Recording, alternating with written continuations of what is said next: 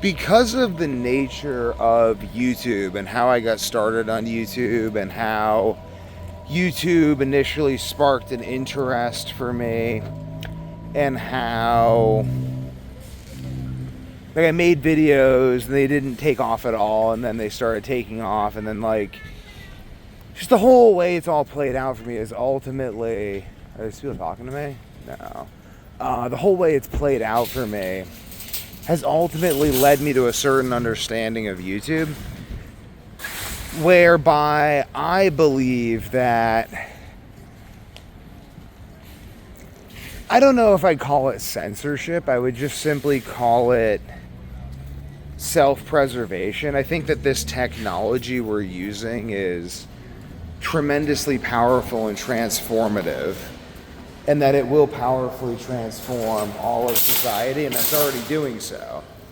And that the companies that produce this technology want to survive. And because they want to survive,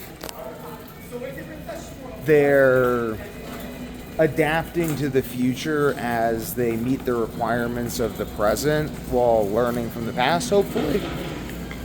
And essentially, while my videos receive short promotion, it doesn't really matter, because in some sense you could say like, okay, well, I've got at this point 942 subscribers, and my average video gets like 5 views, and my average short gets like a few hundred views or so, maybe 1,000 views.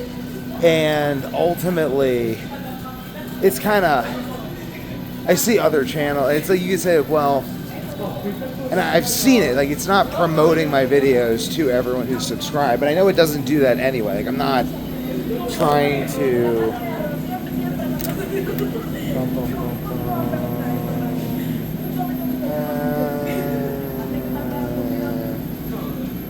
I guess I'm good on the ribeye front right now, and I got my Epsom salts, and I ate that ribeye from earlier. That was a good ribeye from earlier.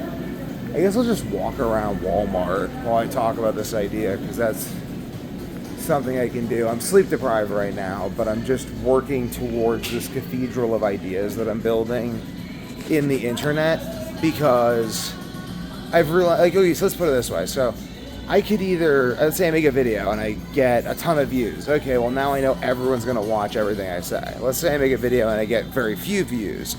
Now I'm like, okay, people aren't really watching what I say. You see a diabolical? My teeth are yellow from tea. I drink so much tea. My teeth are yellow, but they're strong, very strong. They didn't used to be before this latest insomnia episode. They were like weakening and everything. But I've had them x-rayed and they're awesome. So, but anyway, where was I? Yeah, so sleep. Oh, okay, so yeah, like no one's watching what I'm saying. So ultimately, there's a fun thing that comes with that where I can just kind of say, like, I'm layering it in. So I'm like, okay, well, I don't know, like I'm communicating things that I find valuable while just, I don't know how to describe it, I guess. I guess I would just say I've realized that it will take a long time for my ideas to be realized. And in order for my ideas to be realized, there has to be a good number of people who understand my ideas. And in order for people to understand my ideas, there have to be a lot of people that spend a lot of time thinking about my ideas, listening to my ideas, because they aren't even just my ideas. These are just like the shiniest rocks that I've collected on my journey. Like even when I'm doing walking around Walmart right now, I'm just looking for ideas. I'm like, ooh, what's gonna jump out at me? What's gonna stick out to me? Is there a drone around here? Ooh, I ordered a drone. Ooh, I'm gonna make drone videos soon. Ooh, I can do drone archery videos. Ooh, ideas. I collect ideas and I test ideas. And I don't let this distract me and take me off of predetermined courses, which is even why I'm committed to making these videos, because I've noticed that the way my brain operates, I can collect these ideas at an alarming frequency. And I say alarming because a lot of the time when I talk to people a lot, they literally will look at me and they'll say, Devin, everything you're saying is so interesting, but my brain is like fried because you're just like it's like this never ending. They don't say spewing, but I'm like, it's a never ending train of consciousness, and it can be exhausting for people because they just don't think at this rate. And that's just what it is. Like, I don't know, I don't do anything to make myself think at this rate. It's just sort of like thinking at this rate or depression. And, but I mean, I say depression as in like, if I were to suppress the rate of thinking, I would just gradually become depressed. Or I'd lose connection to that spark. Like, I also feel like Adderall gave me sleep problems. Or they definitely made the sleep problems worse. Unifying all these ideas, but there's fundamentally lots of layers to this. So one layer is I realize that in order to complete my quest of ending global insomnia, I have to inspire insomniacs to heal themselves. And I'm like, okay, well, so I've done a lot of work to do that. And one of the things I realized about insomniacs is that they really, because like right now, I'm doing everything right. And like I just went and watched Nolan's The Odyssey. It was good. They fudged the ending, but it was really good besides that. Like really good besides that. I thought it was going to be his best movie right up until the end. And then fudged the ending. Still really worth watching. I'm definitely going to go see it again. Like, I'm not gonna only see it once, but yeah, they fudged the ending. He did fudge the ending, but I don't know. I'll probably just make an 8-hour version of the Odyssey when I'm like in my 40s or something. Like I have a lot of projects to do. But that's the one thing I can do is I can put myself in a position to act on all of these projects and kind of seed them throughout the culture. But back to the insomnia, I need to give insomniacs something they can latch onto when they're in their depressed insomniac state. Because that's how being a depressed insomniac works. I'm gonna get a target, so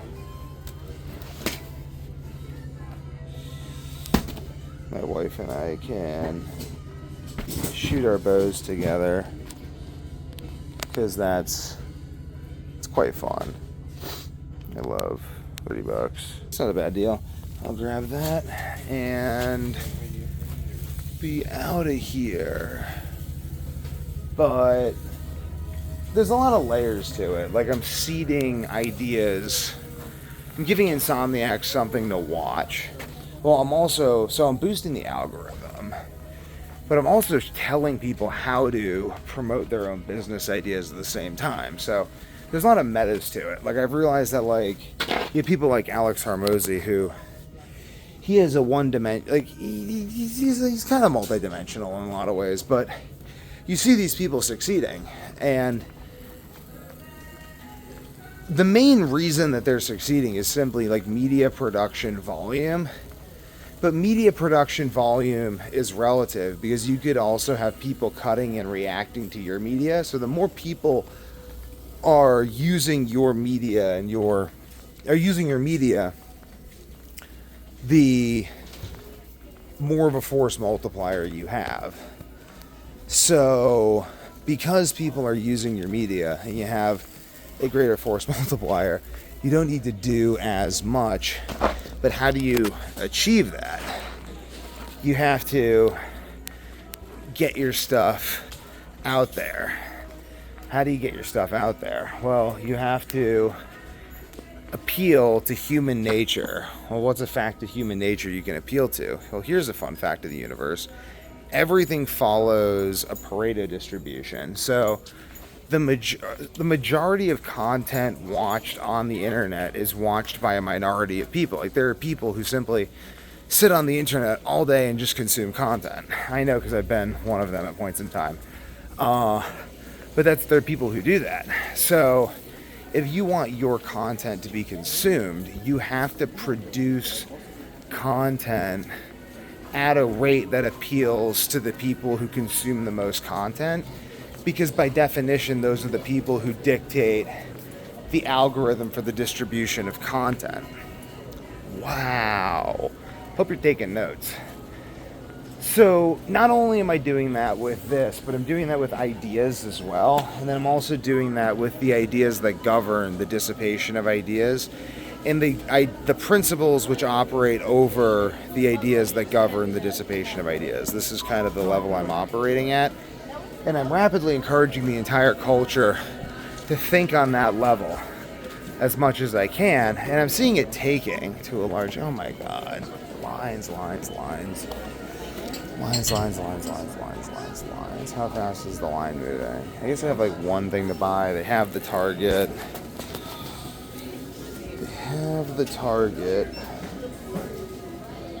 Yeah, this is totally going to be worth it. So, I've realized that, and then, again, there's the added benefit of the fact that, is that one open? Alright.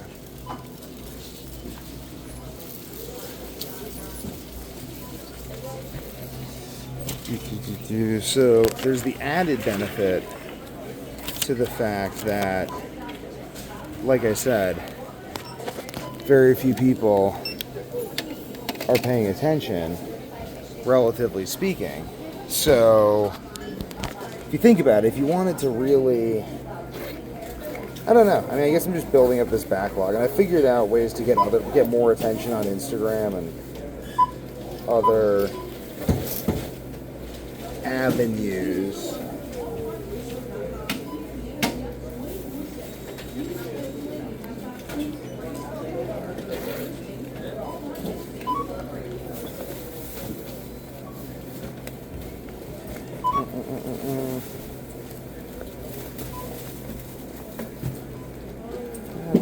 Damn it.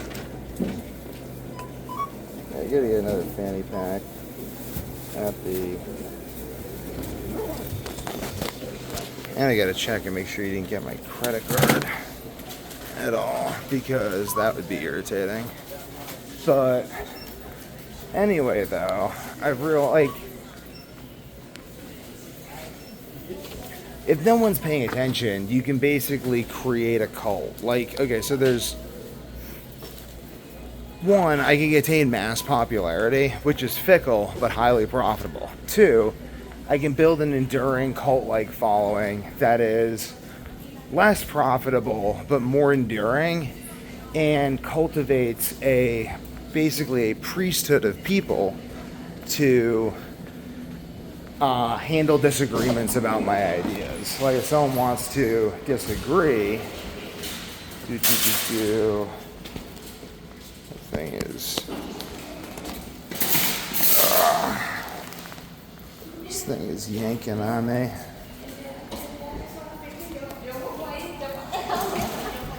But basically creating a priesthood of people to dissipate my ideas. So either way, the ideas are getting out there because I'm ultimately producing the ideas, because they're kind of serving the ideas. And then if I attain mass popularity, that simply serves as proof to those already paying attention that the ideas work. And it just kind of keeps building. I mean, it's sort of inevitable. That's the beauty of the system, is that it is largely inevitable. Where did I park? Park somewhere. Oh, there it parked. But it's largely inevitable. And it is, yeah,